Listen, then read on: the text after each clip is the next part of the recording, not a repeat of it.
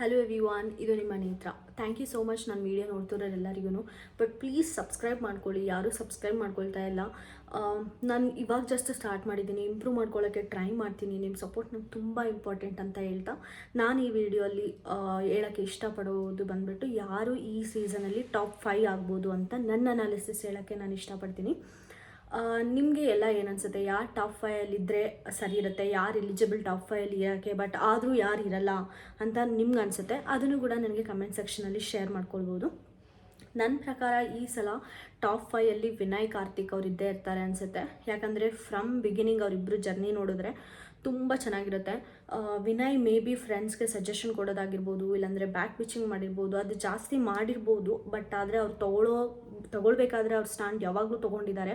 ಆ ಬಳೆ ವಿಚಾರ ಬರ್ಬೋದು, ಆದರೆ ಒಂದು ಸ್ವಲ್ಪ ಡೌನ್ ಆದರು. ಬಟ್ ಅದು ಅವ್ರು ಇಂಟೆನ್ಷನಲಿ ಮಾತಾಡಿರಲಿಲ್ಲ. ಅದನ್ನು ಸಂಗೀತ ಅವರು ಏನೋ ಒಂದು ಕಾರ್ಡಾಗಿ ಯೂಸ್ ಮಾಡಿಕೊಂಡು ಪಾಪ ಅವ್ರಿಗೆ ತುಂಬ ಡೌನ್ ಮಾಡಿದರು ಅಂತಲೇ ಹೇಳ್ಬೋದು ವಿನಯ್ ಅವರು.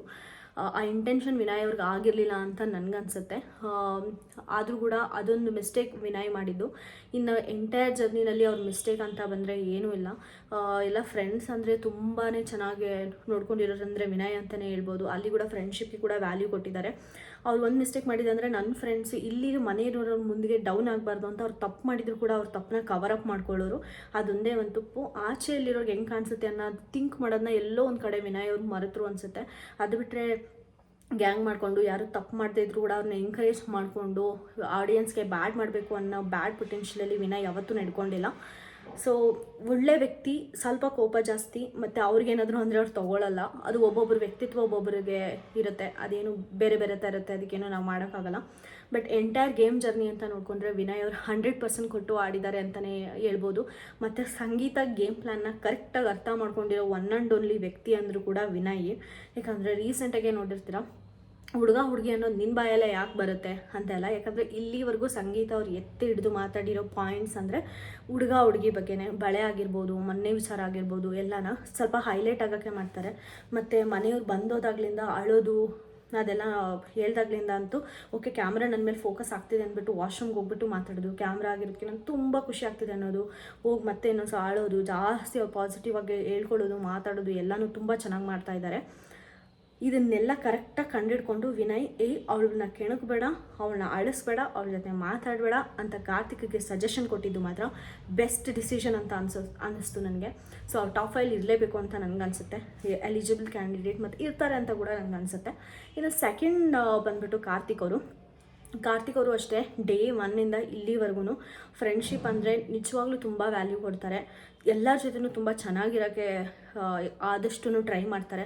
ಮತ್ತು ಅವ್ರ ತಲೆಯಲ್ಲಿ ಇದೆ ಕಾಮಿಡಿ ಮಾಡಬೇಕು, ಮತ್ತು ಏನು ಫ್ರೆಂಡ್ಶಿಪ್ ಅಂದರೆ ಏನು ರಿಯಲ್ ಆಗಿರಬೇಕು ನಾನು, ಮತ್ತು ಗೇಮಲ್ಲೆಲ್ಲ 100% ಕೊಡಬೇಕು ಅನ್ನೋದೆಲ್ಲ ಅವ್ರ ತಲೆಯಲ್ಲಿ ತುಂಬ ಚೆನ್ನಾಗಿದೆ. ಅದಕ್ಕೋಸ್ಕರನೇ ಸಂಗೀತ ಅವ್ರ ಜೊತೆ ಸ್ವಲ್ಪ ದಿನ ಇದ್ಬಿಟ್ಟು ಆಮೇಲೆ ಅದೇ ನಾನು ಎಲ್ಲೂ ಕಾಣಿಸ್ಕೋತಾ ಇಲ್ವಲ್ಲ, ಅಂದರೆ ಕಾಮಿಡಿ ಮಾಡ್ತಲ್ಲ, ಏನೂ ಮಾಡ್ತಲ್ಲ, ಸುಮ್ಮನೆ ಒಂದು ಹತ್ರ ಕೂತಿರ್ತೀವಿ ಅಂತ ಅಂದ್ಬಿಟ್ಟು ತುಕಾಲಿ ಅವ್ರ ಜೊತೆ ಎಲ್ಲ ಮಾತಾಡೋಕೆ ಹೋದಾಗೇ ಸಂಗೀತ ಅವ್ರಿಗೆ ಗೊತ್ತಿದ್ದು ಯಾಕೆ ಈಗ ನಾನು ಅವಾಯ್ಡ್ ಮಾಡ್ತಾ ಇದೆಯಾ ಹಾಗೆ ಹಿಂಗೆ ಅಂತ ಅಲ್ಲಿ ಸ್ವಲ್ಪ ಜಗಳ ಆಗಿದ್ದು. ಬಟ್ ಅದಾದಮೇಲೆ ಕಾರ್ತಿಕ್ ಅವ್ರ ಗೇಮ್ ತುಂಬ ಚೆನ್ನಾಗಿದೆ ಅಂತಲೇ ಹೇಳ್ಬೋದು. ಔಟ್ಸೈಡ್ ಕಾಂಟ್ರವರ್ಸೀಸ್ ಬರ್ಬೋದು, ಅಲ್ಲಿ ಮಸಾಲ ಕಲಿಸ್ತಾನೆ, ಇಲ್ಲಿ ಮಸಾಲ ಕಲಿಸ್ತಾನೆ ಅಂತ. That is just friendship. ನನ್ನ ಎಪಿಸೋಡಲ್ಲಿ ನಮ್ರತ ಕೂಡ ಒಪ್ಕೊಂಡಿದ್ದಾರೆ. ನಾನು ಕಾರ್ತಿಕ್ ಅವ್ರು ಅಂದರೆ ಏನೋ ಅಂದ್ಕೊಂಡಿದ್ದೆ, ಬಟ್ ಅವ್ರ ಜೊತೆ ಮಾತಾಡೋಕೆ ಹೋದಾಗೇ ಗೊತ್ತಾಗಿದ್ದು is A good friend of main ಅಂತ ಹೇಳ್ತಾರೆ. ಇದಕ್ಕಿಂತೂ ಬೇಕಾ ಫ್ರೆಂಡ್ಸ್ ಅವ್ರ ಮೇಲೆ ಇನ್ನೂ ನೆಗೆಟಿವಿಟಿ ಮಾಡಬೇಕಾ? ಪಾಪ ಒಂದೇ ಪಾಯಿಂಟ್ ಅವ್ರಿಗಿರೋದು, ಅವ್ರ ಮೇಲೆ ಕಾರ್ತಿಕ್ ಅವ್ರು ಬ್ಯಾಡು ಅಂತ ಹೇಳೋಕ್ಕೆ, ಅವ್ರ ವೋಟಿಂಗ್ ಬ್ಯಾಂಕ್ ಕಡಿಮೆ ಮಾಡೋಕ್ಕೆ, ಅದನ್ನೊಂದೇ ಇಟ್ಕೊಂಡು ರಬ್ಬರ್ ಥರ ಎಳಿತಾ ಇದ್ದಾರೆ. But that is also not there. ಒಂದು ಕೂಡ ಇಲ್ಲ, ಜಸ್ಟ್ ಅ ಫ್ರೆಂಡ್ ಥರನೇ ನೋಡ್ತಾರೆ. ಅವ್ರಿಗೆ ಏಜ್ ಆಗಿರ್ಬೋದು, ಬಟ್ ಅವ್ರು ಆಡೋ ರೀತಿ ಎಲ್ಲ ಮಗು ಥರನೇ ಇರುತ್ತೆ. ಸೊ ಸ್ವಲ್ಪ ಥಿಂಕ್ ಮಾಡಿ, ಯಾರ ಬಗ್ಗೆನೂ ಪರ್ಸ್ನಲ್ಗೆ ಏನು ಸ್ಟೇಟ್ಮೆಂಟ್ ಹಾಕೋಕೆ ಹೋಗ್ಬೇಡಿ. ಸೊ ಕಾರ್ತಿಕ್ ಮಹೇಶ್ ನನ್ನ ಪ್ರಕಾರ ಟಾಪ್ 2ಅಲ್ಲಿ ಇದ್ದೇ ಇರ್ತಾರೆ. ಟಾಪ್ 1 ಟಾಪ್ 2 ವಿನಯ್ ಆಗಿರ್ತಾರೆ. ಆ್ಯಸ್ ವಿನಯ್ ಸೈಡ್ ಒಂದು ಕೈ ನಂದಾಗಿರಬೇಕು, ಒಂದು ಕೈ ನಿಂದಾಗಿರಬೇಕು, ಪ್ರಾಬಬ್ಲಿ ಅವ್ರದ್ದೇ ಆಗಿರಬೇಕು ಅಂತ ನಾನು ಇಷ್ಟಪಡ್ತೀನಿ. ಇನ್ನು ಟಾಪ್ 3 ಬಂದುಬಿಟ್ಟು ಸಂಗೀತ ಅವ್ರು ಅನಿಸುತ್ತೆ. ಸಂಗೀತ ಅವರು ಬೇರೆಯವ್ರ ಇಮೇಜ್ನ ಡ್ಯಾಮೇಜ್ ಮಾಡಿರ್ಬೋದು, ಅವ್ರು ಬ್ಯಾಡ್ ಕಮೆಂಟ್ಸ್ ಬೇರೆಯವ್ರು ಹಾಕಿರ್ಬೋದು, ಸ್ವಾರ್ಥಿ ಆಗಿರ್ಬೋದು, ಅವಕಾಶವಾದಿ ಆಗಿರ್ಬೋದು, ಏನಾದರೂ ಆಗಿರ್ಬೋದು. But at the end of the day game ಅಂತ ಬಂದರೆ ಅದು ಅವ್ರ ಸ್ಟ್ರಾಟಜಿ ಆಗಿರ್ಬೋದು, ತುಂಬ ಚೆನ್ನಾಗಿ ಆಡ್ತಾ ಇದ್ದಾರೆ. ಅಂದರೆ ಅವ್ರ ಅಪಿಯರೆನ್ಸ್ ಬಿಗ್ ಬಾಸ್ ಹೌಸಲ್ಲಿ ಇದೆ ಅಂತ ಎದ್ದು ತೋರಿಸ್ತಾ ಇದ್ದಾರೆ. ಅದು ಓನ್ಲಿ ಜಗಳ, ಕಾಮಿಡಿ ಇಲ್ಲ. ಟಾಸ್ಕ್ ಪಾರ್ಟಿಸಿಪೇಷನ್ನು ಕೂಡ ಅಷ್ಟಕ್ಕಷ್ಟೇ. ಇತ್ತೀಚೆಗೆ ಒನ್ ವೀಕಿಂದ ಹಂಗೆ ಸ್ವಲ್ಪ ಇಂಪ್ರೂವ್ ಆಗಿದ್ದಾರೆ ಅಂತಲೇ ಹೇಳ್ಬೋದು. ಆ ಒಂದು ಜಗಳ ಅನ್ನೋ ಕೀನ ಯೂಸ್ ಮಾಡಿಕೊಂಡು ಮೋಸ್ಟ್ಲಿ ಅವ್ರು ಫಿನಾಲೆ ಮುಟ್ತಾರೆ ಅನಿಸುತ್ತೆ. ಈಗ ಎಲ್ಲರೂ ವಿನ್ನರ್ ಆಗ್ಬೋದು ಅಂತ ಅಂತಿದ್ದಾರೆ. ಬಟ್ ಈ ಸಲ ಏನಾದರೂ ವುಮೆನ್ ವಿನ್ ಆಗಬೇಕು ಅಂತ ಇದೆ, ನನಗೆ ಬೆಂಕಿ ವಿನ್ ಆಗಬೇಕು ಅಂತ ಇದೆ. ಆ್ಯಕ್ಚುಲಿ ನಮ್ರತಾ ಕೂಡ ಆಫ್ಟರ್ ಸ್ನೇಹಿತ್ ಎಲಿಮಿನೇಷನ್ ತುಂಬ ಚೆನ್ನಾಗಿ ಆಟ ಆಡೋಕ್ಕೆ ಸ್ಟಾರ್ಟ್ ಮಾಡಿದ್ದಾರೆ ಅಂತ ನನಗನ್ಸುತ್ತೆ. ಸೊ ನಮ್ರತಾ ಕೂಡ ವಿನ್ ಆಗ್ಬೋದು. ಬಟ್ ಫಸ್ಟ್ ಹಾಫ್ ಜರ್ನಿ ಅವ್ರು ಚೆನ್ನಾಗಿಲ್ವಲ್ಲ, ಸೊ ಪ್ರಾಬಬ್ಲಿ ಅವ್ರನ್ನ ವಿನ್ನರ್ ಅಂತ ಹೇಳೋಕ್ಕೆ ಸ್ವಲ್ಪ ಕಷ್ಟ ಆಗುತ್ತೆ ಎಲ್ಲರಿಗೂ.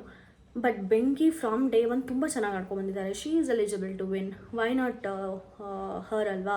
ಯಾಕೆ ಬರೀ ಸಂಗೀತಾನೆ ಜಸ್ಟ್ ಜಗಳ ಮಾಡಿರೋದಕ್ಕೆ, ಜಸ್ಟ್ ಕಾಂಟ್ರವರ್ಸೀಸ್ ಕ್ರಿಯೇಟ್ ಮಾಡಿರೋದಕ್ಕೆ, ಜಸ್ಟ್ ಬೇರೆಯವ್ರನ್ನ ಏನೋ ಇಮೇಜ್ನ ಡ್ಯಾಮೇಜ್ ಮಾಡಿರೋದಕ್ಕೆ ಹೇಳಿ?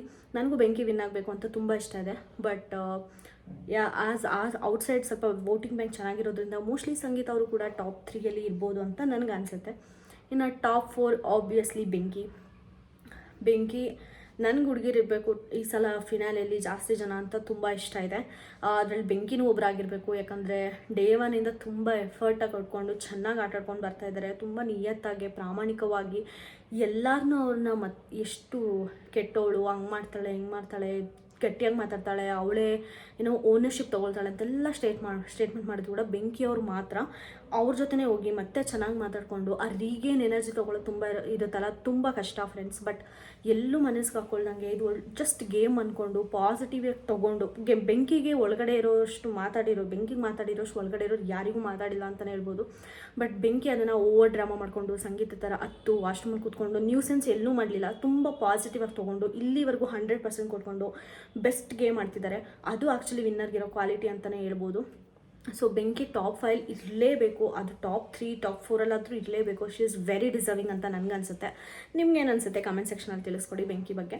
ಇನ್ನು 5th ಬಂದುಬಿಟ್ಟು ಪ್ರತಾಪು ಅಷ್ಟೇ ತುಂಬ ನಿಯತ್ತಿಂದ ಆಡ್ತಾ ಇದ್ದಾರೆ ಅಂತಲೇ ಹೇಳ್ಬೋದು. ಹೌದು, ಅವ್ರಿಗೆ ಚಾನ್ಸ್ ಕೊಡ್ತಾ ಇಲ್ಲ, ಗೇಮ್ ಏನೂ ಆಡ್ತಾನೇ ಇಲ್ಲ. ಅದು ನನಗೆ ಇವಾಗಲೂ ಕೂಡ ಅದ್ರ ಮೇಲೆ ನಾನು ನಿಂತ್ಕೋತೀನಿ. ಸ್ವಲ್ಪ ಜನ ಅವ್ರಿಗೆ ಚಾನ್ಸ್ ಸಿಗ್ತಾ ಇಲ್ಲ ಅಂತ ಹೇಳ್ತಾರೆ. ಬಟ್ ಸಿಕ್ಕಿದ್ರು ಕೂಡ ಅಷ್ಟು ಓವರಾಗೆ ಪ್ರೂವ್ ಮಾಡಿಲ್ಲ. ಬಟ್ ಒಂದು ವ್ಯಕ್ತಿತ್ವ ಅಂತ ಬಂದರೆ ಅವ್ರು ಹೆಂಗಿರಬೇಕು, ಬೇರೆಯವ್ರಿಗೆ ಹರ್ಟ್ ಆಗುತ್ತಾ ಇದ್ರು ಮಾತಾಡೋದ್ರಿಂದ, ಅವ್ರ ಕ್ಯಾರೆಕ್ಟರ್ಗೆ ಡ್ಯಾಮೇಜ್ ಆಗುತ್ತಾ ಅಂತ ತುಂಬ ಯೋಚನೆ ಮಾಡಿ ಪ್ರತಾಪ್ ಒಬ್ಬರೇ ಆ ಮನೇಲಿ ಮಾತಾಡೋದು ಅಂತ ಹೇಳ್ಬೋದು. ಬೇರೆಯವ್ರ ವ್ಯಕ್ತಿತ್ವಕ್ಕೂ ಅಷ್ಟೇ ಬೆಲೆ ಕೊಡ್ತಾರೆ, ಅವ್ರ ವ್ಯಕ್ತಿತ್ವನ ಕಾಪಾಡ್ಕೊಳ್ಳೋಕ್ಕೂ ಕೂಡ ಅವ್ರು ಅಷ್ಟೇ ಟ್ರೈ ಮಾಡ್ತಾ ಇದ್ದಾರೆ. ಸೊ ವ್ಯಕ್ತಿತ್ವನೇ ತುಂಬ ಇಂಪಾರ್ಟೆಂಟ್ ಆಗುತ್ತೆ ಬಿಗ್ ಬಾಸ್ ಮನೆಯಲ್ಲಿ. ಸೊ ಪ್ರತಾಪ್ ಅವರು ಕೂಡ ಟಾಪ್ 5ಅಲ್ಲಿ ಇರಬೇಕು ಅಂತ ನನಗನ್ಸುತ್ತೆ. ಟಾಪ್ 5ಅಲ್ಲಿ ಒಳಗಡೆ ಇನ್ನೂ ಒಬ್ಬರು ಇರಬೇಕು ಅನಿಸುತ್ತೆ ಅಂದರೆ ಅದು ತುಕಾಲಿ ಅವರು. ತುಕಾಲಿ ಅವರು ತುಂಬ ಕಾಮಿಡಿ ಮಾಡಿಕೊಂಡು ಇತ್ತೀಚೆಗಂತೂ ಗೇಮಲ್ಲಿ 100% ಕೂತ್ಕೊಂಡು ಮೋಸ್ಟ್ ಆಫ್ ದ ಟಾಸ್ಕಲ್ಲಿ ವಿನ್ನರ್ ಆಗಿ ಎಲ್ಲರನ್ನೂ ತುಂಬ ಚೆನ್ನಾಗಿ ಎಂಟರ್ಟೈನ್ ಮಾಡ್ತಾ ಇದ್ದಾರೆ. ಫ್ರಮ್ ಬಿಗಿನಿಂಗು ಅಷ್ಟೇ ಕಾಮಿಡಿ ಇರಲಿಲ್ಲ, ತುಕಾಲಿ ಇರಲಿಲ್ಲ ಅಂದರೆ ಬಿಗ್ ಬಾಸ್ ಬೋರ್ ಆಗಿಬಿಡೋದೇನೋ. ಯಾಕಂದರೆ ಇವಾಗ ಎಲ್ಲರೂ ಜಗಳ ಮಾಡ್ತಿರ್ತಾರೆ ಬಿಗ್ ಬಾಸಲ್ಲಿ ಇವಾಗಿರೋ ಕಂಟೆಸ್ಟೆಂಟ್ಸ್ ಎಲ್ಲನ. ಅವ್ರು ವಿನ್ ಆಗಬೇಕು ಅಂದರೆ ಅವರು ಟಾಪ್ 5ಅಲ್ಲಿ ಇರಬೇಕು ಅಂತ ನನಗೆ ತುಂಬ ಇಷ್ಟ. ಬಟ್ ಏನಾಗುತ್ತೋ ಗೊತ್ತಿಲ್ಲ. But Tukali is very deserving contestant to be in top 5. But outside ತುಂಬ ಟಫ್ ಕಾಂಪಿಟೇಷನ್ ಇರೋದ್ರಿಂದ ವೋಟಿಂಗಲ್ಲಿ ಏನಾಗುತ್ತೋ ಕಾದು ನೋಡೋಣ. ಇದು ನನ್ನ ಅನಾಲಿಸಿಸ್. ಯಾರು ಇರಬೇಕು ಯಾರು ಇರಬಾರ್ದು ಅಂತ. ಇರ್ತಾರೆ ಬಟ್ ಇರಬಾರ್ದು ಅನ್ಸೋದು ನನಗೆ ವರ್ತೂರ್ ಸಂತೋಷ್ ಅವರು. ಲಾಸ್ಟ್ ವೀಕ್ ಏನೋ ಸ್ವಲ್ಪ ಕಾಮಿಡಿ ಮಾಡಿದರು. ಆ ವೀಕ್ ಬಿಟ್ಬಿಟ್ಟು ಅವ್ರ ಪರ್ಫಾರ್ಮೆನ್ಸ್ನ ಇನ್ನೊಂದು ವೀಕ್ ಹೇಳ್ಬೇಕಂದ್ರೆ ಅವ್ರು ಮೆಣಸಿನ್ಕಾಯಿ ತಿಂದಿದ್ದು. ಇವೆರಡು ಬಿಟ್ಟು ಹೈಲೈಟ್ ಟಾಸ್ಕಲ್ಲಿ ನನಗೆ ಅವ್ರು ಮಾಡಿರೋದಿನ್ನು ಏನೂ ಕಾಣಿಸಲ್ಲ. ಅವ್ರು ಟಾಪ್ 5 ಇರಬಾರ್ದು. ಅದ್ರೂ ಬೇರೆಯವ್ರು ಇವಾಗ ಹೇಳೋನಲ್ಲ, ಅವ್ರು ಯಾರಾದರೂ ಇರಬೇಕು ಅಂತ ನನಗನ್ಸುತ್ತೆ. ಇದು ನನ್ನ ಒಪಿನಿಯನ್. ನಿಮ್ಮ ಒಪಿನಿಯನ್ ಏನಿರುತ್ತೆ ಅಂತ ಕಮೆಂಟ್ ಸೆಕ್ಷನಲ್ಲಿ ತಿಳಿಸ್ಕೊಡಿ ಎಲ್ಲ ಟಾಪ್ 5 ಬಗ್ಗೆ. ಈ ವಿಡಿಯೋ ನಿಮಗೆ ಇಷ್ಟ ಆದರೆ ಪ್ಲೀಸ್ ಸಬ್ಸ್ಕ್ರೈಬ್ ಮಾಡ್ಕೊಳ್ಳಿ. ಮತ್ತು ಈ ವಿಡಿಯೋನ ಬೇರೆಯವ್ರಿಗೆ ಶೇರ್ ಮಾಡಿ. ನೋಟಿಫಿಕೇಷನ್ ಐಕನ್ನ ಕ್ಲಿಕ್ ಮಾಡೋದು ಮರಿಬೇಡಿ. ನಾನು ವೀಡಿಯೋ ಮಾಡಿದ ತಕ್ಷಣವೇ ನಿಮಗೆ ನೋಟಿಫೈ ಆಗುತ್ತಾ, ನನ್ನ ವೀಡಿಯೋನ ಇಮಿಡಿಯೇಟಾಗಿ ನೋಡ್ಬೋದು ಅಂತ ಹೇಳ್ತಾ ಈ ವಿಡಿಯೋನ ನಾನು ಎಲ್ಲಿಗೆ ನಿಲ್ಲಿಸ್ತಾ ಇದ್ದೀನಿ. ಬಾಯ್.